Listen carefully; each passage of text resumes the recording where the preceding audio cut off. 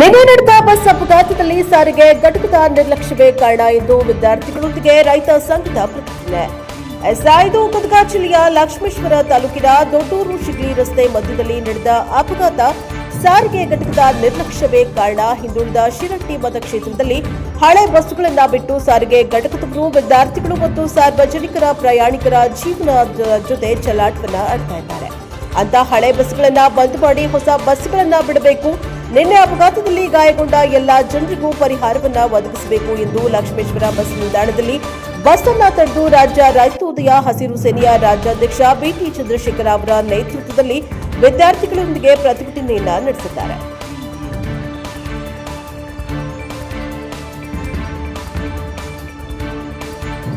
Bureau report Veeranna Hadapad, NKS ಟಿವಿ4 ಲಕ್ಷ್ಮೇಶ್ವರ.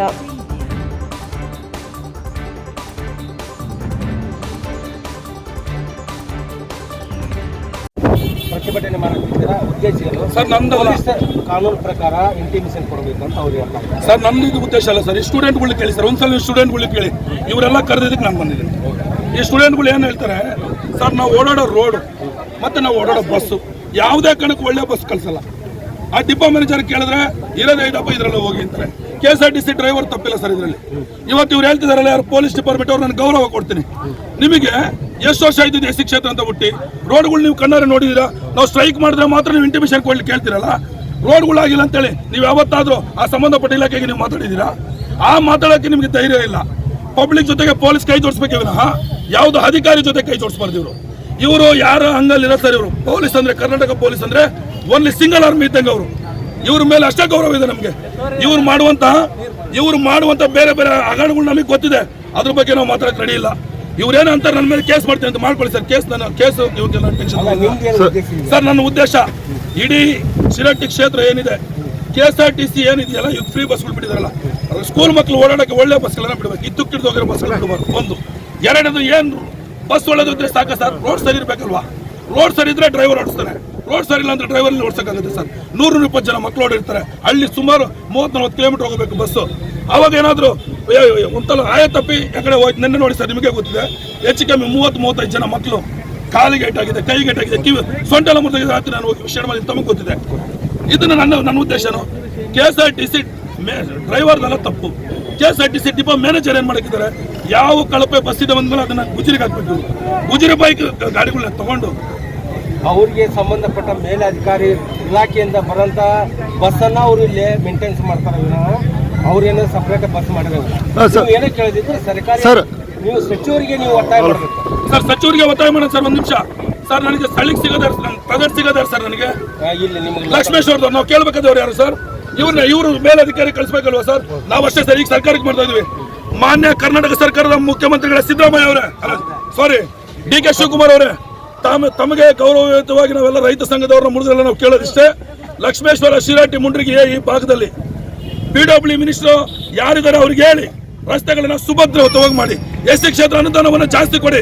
ಇದು SC ಕ್ಷೇತ್ರ ಇರುವಂತ ಒಬ್ಬ MLA ಇರುವಂತ SC ಕ್ಷೇತ್ರ. ಇದು MLA ಮೇಲೆ ಜನ ಗುರು ಅನ್ನೋದಲ್ಲ. ಈ ಕ್ಷೇತ್ರಕ್ಕೆ ಅನುದಾನವನ್ನು ಜಾಸ್ತಿ ಕೊಟ್ಟರೆ MLA ರೋಡ್ಗಳು ಮಾಡಿಸ್ತಾರೆ.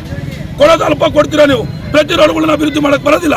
ನೀವು ದಯಮಾಡಿ ಈ ಕ್ಷೇತ್ರದ MLAಗೆ, ಈ ಕ್ಷೇತ್ರದ ಅಧಿಕಾರಿಗಳಿಗೆ ಅನುದಾನವನ್ನು ಕೊಟ್ಟು ಈ ಕೂಡಲೇ ಯಾವುದೇ ಕಾರಣಕ್ಕೂ ರೋಡ್ಗಳನ್ನ ಅಭಿವೃದ್ಧಿ ಮಾಡಿಕೊಡ್ಬೇಕಾಗಿರೋದು ನಿಮ್ಮ ಜವಾಬ್ದಾರಿ.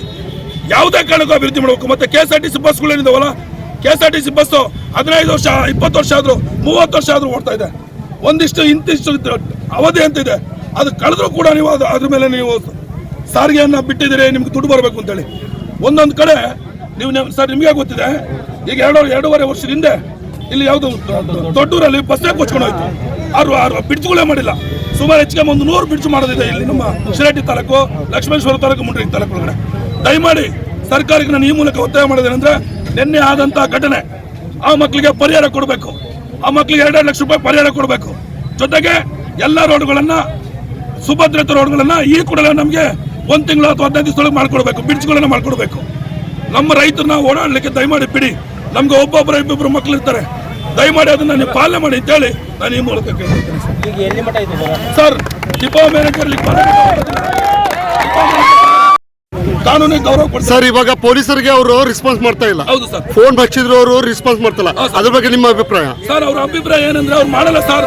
ಯಾಕಂದ್ರೆ ಪೊಲೀಸರು ನಮ್ಮನ್ನು ಖಾಲಿ ಮಾಡಿಸ್ತಾರೆ. ನಮ್ಮನ್ನ ಅವ್ರು ಹೇಳ್ತಾರಲ್ಲ, ಡಿಪೋ ಮ್ಯಾನೇಜರ್ಗೆ ಫೋನ್ ಮಾಡಿ ಹೇಳಿದ್ರೆ ಈ ಭಾಗದ PS ಅವ್ರು ಹೇಳ್ತಾರೆ ನೀವು ಸ್ಟೇಷನ್ ಹತ್ರ ಬನ್ನಿ, ಇಲ್ಲಾಂದ್ರೆ ಎಲ್ಲಿ ಆಕ್ಸಿಡೆಂಟ್ ಆಗಿದ್ದು ಅಲ್ಲಿ ಹೋಗಿ ಮಾಡಿ, ಇಲ್ಲಿ ಪಬ್ಲಿಕ್ ತೊಂದರೆ ಕೊಡ್ತಾ ಇದ್ರಿ ಅಂತೇಳಿ. ನಿಮ್ಗೆ ಯಾರಿಗಾರು ತೊಂದರೆ ಆಗ್ತಿದ್ದೇನಪ್ಪ ನನ್ನಿಂದ? ಪಬ್ಲಿಕ್ ಯಾರು ತೊಂದರೆ ಆಗಿದ್ದಂದ್ರೆ ನಮ್ಗೆ ಬೇಜಾರಾಗ್ಲಿ. ನಾವು ಬಿಟ್ಬಿಡ್ತೀವಿ ಸರ್. ಯಾಕಂದ್ರೆ ಜನಗಳ ಸಮಸ್ಯೆ ನಮಗೆ ಗೊತ್ತಿದೆ. ಬರಬೇಕು ಸರ್, ಇಲ್ಲಿಗೆ DC ಅವ್ರು ಬರಲೇಬೇಕು ಸರ್. ಇಲ್ಲಿ ಅವ್ರು ಬರೋ ಗಂಟೆ ನಮ್ಮ ಹೋರಾಟ ಬಿಡೋದಿಲ್ಲ ಸರ್. Thank you sir. ಕಾನೂನಿಗೆ ಗೌರವ ಕೊಡ್ತಾರೆ ಸರ್. ಇವಾಗ ಪೊಲೀಸರಿಗೆ ಅವರು ರೆಸ್ಪಾನ್ಸ್ ಮಾಡ್ತಾ ಇಲ್ಲ. ಹೌದು ಸರ್. ಫೋನ್ ಹಚ್ಚಿದ್ರು ಅವರು ರೆಸ್ಪಾನ್ಸ್ ಮಾಡ್ತಿಲ್ಲ. ಅದ್ರ ಬಗ್ಗೆ ನಿಮ್ಮ ಅಭಿಪ್ರಾಯ? ಸರ್, ಅವ್ರ ಅಭಿಪ್ರಾಯ ಏನಂದ್ರೆ ಅವ್ರು ಮಾಡಲ್ಲ ಸರ್. ಯಾಕಂದ್ರೆ ಪೊಲೀಸರು ನಮ್ಮನ್ನು ಖಾಲಿ ಮಾಡಿಸ್ತಾರೆ. ನಮ್ಮನ್ನ ಅವ್ರು ಹೇಳ್ತಾರಲ್ಲ, ಡಿಪೋ ಮ್ಯಾನೇಜರ್ಗೆ ಫೋನ್ ಮಾಡಿ ಹೇಳಿದ್ರೆ ಈ ಭಾಗದ PS ಅವ್ರು ಹೇಳ್ತಾರೆ ನೀವು ಸ್ಟೇಷನ್ ಹತ್ರ ಬನ್ನಿ, ಇಲ್ಲಾಂದ್ರೆ ಎಲ್ಲಿ ಆಕ್ಸಿಡೆಂಟ್ ಆಗಿದ್ದು ಅಲ್ಲಿ ಹೋಗಿ ಮಾಡಿ, ಇಲ್ಲಿ ಪಬ್ಲಿಕ್ ತೊಂದರೆ ಕೊಡ್ತಾ ಇದ್ರಿ ಅಂತೇಳಿ. ನಿಮ್ಗೆ ಯಾರಿಗಾರು ತೊಂದರೆ ಆಗ್ತಿದ್ದೇನಪ್ಪ ನನ್ನಿಂದ? ಪಬ್ಲಿಕ್ ಯಾರು ತೊಂದರೆ ಆಗಿದ್ದಂದ್ರೆ ನಮ್ಗೆ ಬೇಜಾರಾಗ್ಲಿ. ನಾವು ಬಿಟ್ಬಿಡ್ತೀವಿ ಸರ್.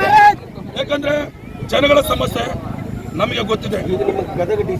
ಬರಬೇಕು ಸರ್, ಇಲ್ಲಿಗೆ DC ಅವ್ರು ಬರಲೇಬೇಕು ಸರ್. ಇಲ್ಲಿ ಅವ್ರು ಬರೋ ಗಂಟೆ ನಮ್ಮ ಹೋರಾಟ ಬಿಡೋದಿಲ್ಲ ಸರ್. Thank you sir.